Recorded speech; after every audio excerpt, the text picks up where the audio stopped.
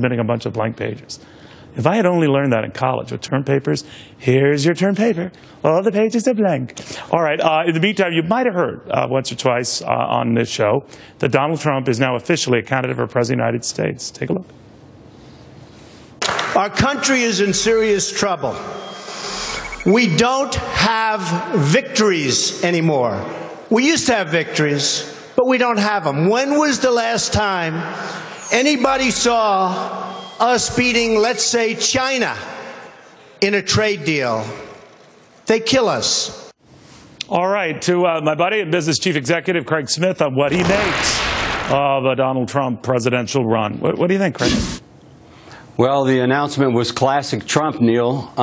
Self-promoting, a very populist message, and quite frankly, some exaggerations. You know, he talked about $5 billion being spent on the Obamacare site, and he builds websites for $3. But that being set aside for the moment. When we know, yeah, you're right. No, you're right. We ought to correct that. They were for $4, but...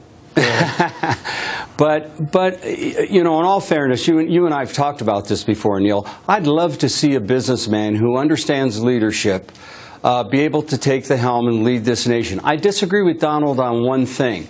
He said the American dream is over. I disagree with that. The American dream is still available if we make some very serious changes in the nation.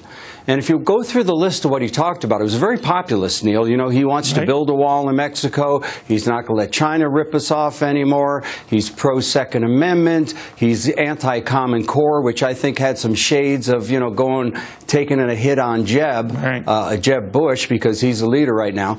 But if Mr. Trump realizes that great leadership is taking 435 members of Congress to work with him, then I think he'd make a great president. But he can't just wave a magic wand and do all these things. That's what we had in the previous president or current president.